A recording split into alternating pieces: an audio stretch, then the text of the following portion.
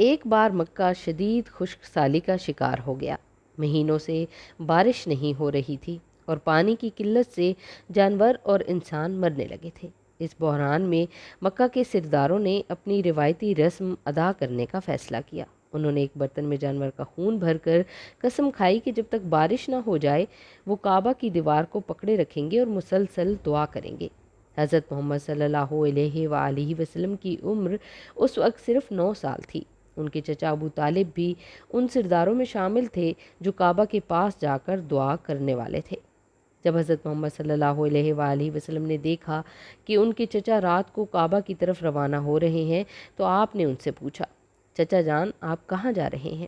ابو طالب نے جواب دیا، بیٹے مکہ میں قحط پڑ چکا ہے، ہم سب نے قسم کھائی ہے کہ جب تک بارش نہ ہو جائے ہم کعبہ کی دیوار کو پکڑے رکھیں گے اور دعا کرتے رہیں گے۔ نبی کریم صلی اللہ علیہ وآلہ وسلم نے چچا سے درخواست کی کہ مجھے بھی اپنے ساتھ لے چلو۔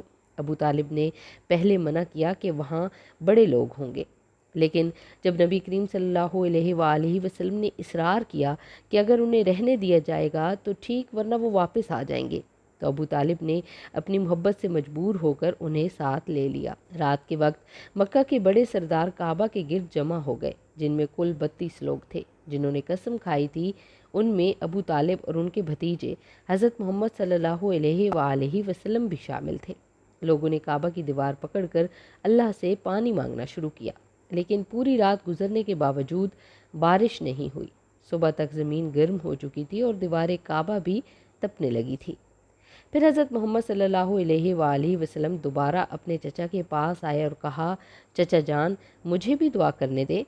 ابو طالب نے غصے سے کہا، ہم 32 بڑے لوگ ساری رات سے دعا کر رہے ہیں اور تم سمجھتے ہو کہ تمہارے کہنے سے بارش ہو جائے گی؟ نبی کریم صلی اللہ علیہ وآلہ وسلم نے جواب دیا، چچا جان مجھے اجازت دیں، میں ایک کام کروں گا اور اللہ پانی برسا دے گا۔ ابو طالب نے ناراضگی سے انہیں دوبارہ منع کیا، لیکن نبی کریم صلی اللہ علیہ وآلہ وسلم کا عزم دیکھ کر وہ خاموش ہو گئے۔ اسی دوران 32 لوگوں میں سے کچھ نے بھی حضرت محمد صلی اللہ علیہ وآلہ وسلم کی بات سن لی اور کہا، ہم تو رات بھر سے دعا مانگ رہے ہیں، اب اس بچے کو بھی موقع دیں، شاید اس کی دعا قبول ہو جائے۔ حضرت محمد صلی اللہ علیہ وآلہ وسلم کعبہ کے پاس آگے بڑھے اور باقی لوگوں سے کہا، جب تم دعا مانگ رہے تھے میں پیچھے تھا، اب میں دعا کرنے آیا ہوں، تم سب پیچھے چلے جاؤ۔ پہلے تو کچھ لوگ ہچکچائے لیکن پھر وہ پیچھے ہٹ گئے۔ نبی کریم صلی اللہ علیہ وآلہ وسلم نے آسمان کی طرف نظر اٹھائی۔ جیسے ہی آپ نے اپنا چہرہ آسمان کی طرف اٹھایا بادل جمع ہونا شروع ہو گئے۔ آپ نے دوبارہ آسمان کی طرف دیکھا تو ہلکی بارش شروع ہو گئی، اور جب آپ نے تیسری مرتبہ پورا چہرہ آسمان کی طرف کیا تو زوردار بارش ہونے لگی، یہاں تک کہ مکہ کے ہر حصے میں پانی بھر گیا۔ مکہ کے لوگ اس معجزے کو دیکھ کر خوشی سے جھوم اٹھے اور یا محمد کہتے ہوئے بارش میں گھر کی طرف دوڑنے لگے۔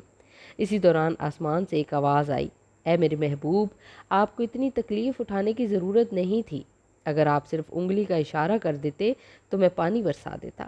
یوں نبی کریم صلی اللہ علیہ وآلہ وسلم کی دعا سے مکہ میں بارش ہوئی اور لوگ دوبارہ خوشحال ہو گئے۔ یہ معجزہ حضرت محمد صلی اللہ علیہ وآلہ وسلم کے اللہ کے ساتھ خصوصی تعلق اور ان کی عظمت کی ایک واضح نشانی تھی۔ ناظرین کرامی، آج کی ویڈیو میں بس اتنا ہی۔ ویڈیو اگر آپ کو پسند آئی ہے تو اسے لائک اور شیئر کیجیے، چینل کو سبسکرائب کر دیجیے۔ اب ہم آپ سے ملیں گے اگلی ویڈیو میں، تب تک کے لیے ہمیں اجازت دیجیے۔ اللہ حافظ۔